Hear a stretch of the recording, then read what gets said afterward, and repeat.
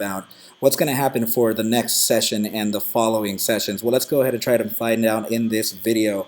What is up, you guys? This is ARCa coming at you from my dining room, actually, as the ARCa household may be running short in time today. My apologies if you hear my toddler give a quick little yell here and there, but it's all good. We're going to move through our analysis as we usually do. Before we get started, please make sure to subscribe to the channel, like the video, share the video with a friend so that you and them could consider joining our trading community, ARCab, in Discord. But with that said, let's go ahead and dive right into the charts. We are looking at GTii here in the daily chart, and as you can see, we are actually trying to come right back up into this channel. The good thing is that this daily print is an inverted hammer, which usually presents reversal of trend, particular to the upside. So this is looking pretty good. Okay, so let's go ahead and move on to the next chart to see what we have. Okay, so this is the 5-day chart that we were talking about yesterday, where we said that we need to slow things down. Okay, so as you can see here, this candle will be closing in about 20 hours and 47 minutes, and it is still not a closure below what we have here as a newly converted resistance into support. So this is what we're doing right now. We are definitely converting, or in the validation process of this newly converted resistance into support before a continuation onto the upside. We do have some resistance here at the 1.618 at 96 cents, which is very expected. I did mention yesterday that we had every moving average known to man, and and the 1.618 as a form of resistance. So yeah, it's still happening. We still have a trek to make to the way up, but nonetheless, it is looking at very good. And as you can see in the volume profile, that sell pressure is it's starting to diminish right now. So there could be, like I said in 2 videos ago, that the bottom could be around here or near. Okay, so let's go ahead and move on now to the next chart and see what we have.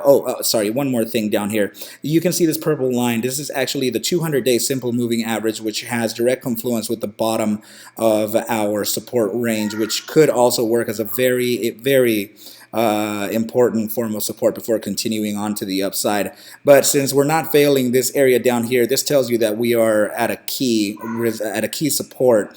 And failing to support would result to a continuation onto the downside, but I don't see that in the horizon just yet. Okay, so now this is going to be the statistical side of the analysis for GTii.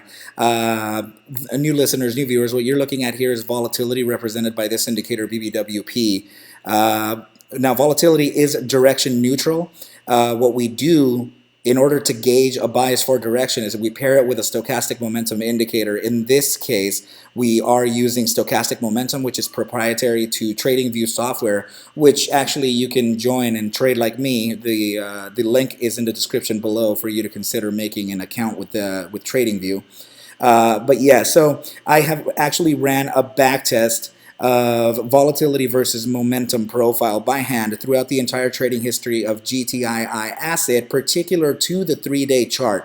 So this is more or less a macro perspective that we're looking at here. So, okay, so I actually backtested the momentum oscillator by itself, and it has given us a 90% accuracy in guessing the asset's direction.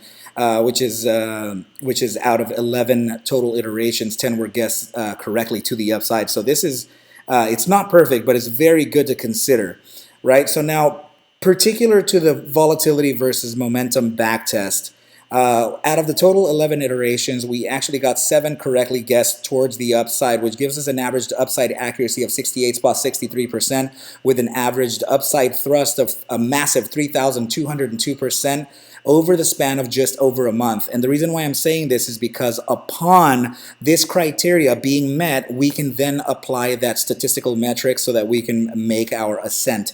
And thus far, that signal is very close to fortifying or to fulfilling, but we are not there yet. Okay, what we do need is the momentum, the volatility component of the BBWP, which is this spectrum line here, and the moving average, we need them both beyond the critical zone, which I consider to be the 90 percentile right down here. If you can see, we're resetting our conditions. We need to be able to jump right into the 90 percentile and start either printing these 3-day reads, which are represented by these red bars right here, and or pivoted to the downside with both the volatility component and the average alongside stochastic momentum averages pitched to the upside.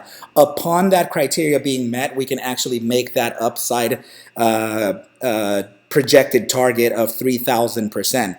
And if I can actually stop saying then I can get through this analysis right. So anyway, so let's go ahead and move on to the next chart now that we do have these statistics out of the way. Let me get this chart out of the way because the laptop could actually perform a little better without those massive indicators.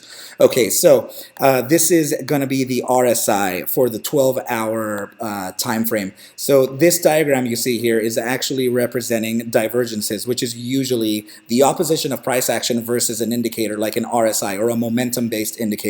So in this case, I mentioned yesterday that upon the closure of the following 12-hour candle, we could potentially be making a new pivot and another, let's see, 1, 2, 3, 4 drives of bullish divergence. In this case, we are looking at drives of hidden bullish divergence, which is located right down here. So this new pivot that we actually made right about here has now confirmed another 4 drives of hidden bullish divergence, which is very good. And we can actually start moving all of these let's see, like this. Look, I'm going to show you. I'm not going to do them all right now. I just want to show you. So we can start moving all of these lines to that pivot right now. Okay, so now that we have that out of the way and we do have some bullish signs coming right in, I can, sorry guys, I apologize. I just have to, just a sec, sorry.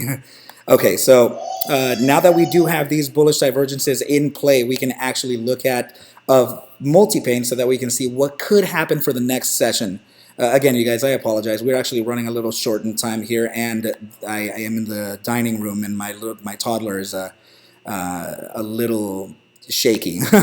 Right, so let's go ahead and start with the immediate short-term time frame, and that's going to be the 30-minute RSI. So since I don't have the studio set up right in front of me right now, I am going to explain for the new viewers the zones of the RSI. So the upper half of the RSI is the bullish control zone. The lower half of the RSI is the bearish control zone. The inner workings of either zones is the weakness percentile, and the outer zone is the strength percentile. So in this case, you can see that we're in bear weakness percentile here, and the 30-minute RSI is suggesting a continuation onto the downside.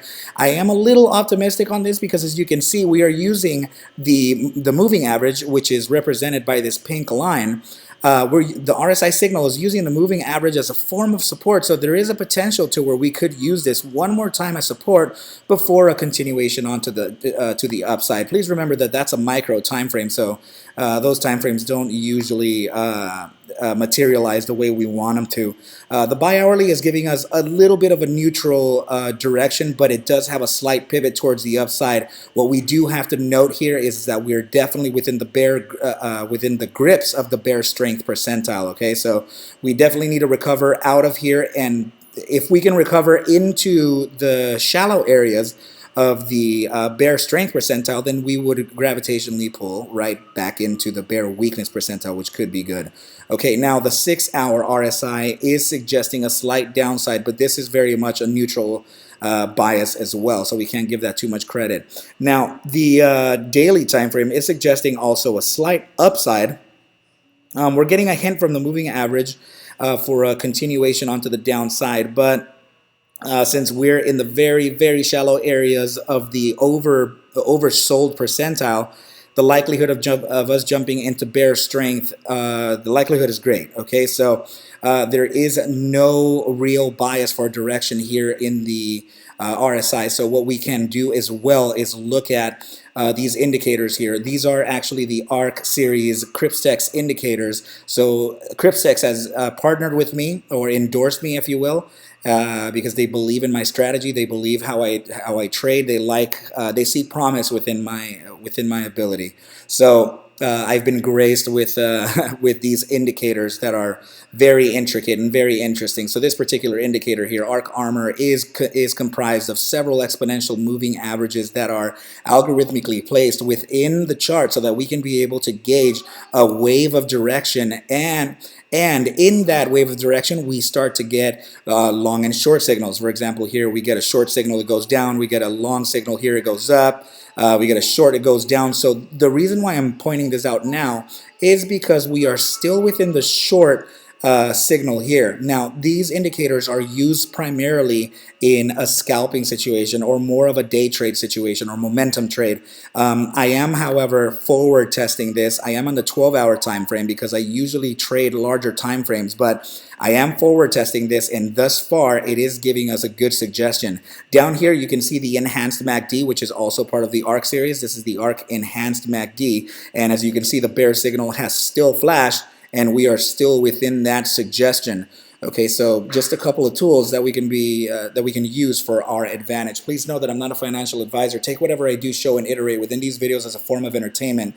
Okay, I can't actually suggest for you to buy or sell any assets. I need you to do your own DD and we'll be okay. All right, so I think this is a pretty good place for me to leave off the video. If you have any questions or concerns, don't hesitate to reach out to me within Twitter or Discord.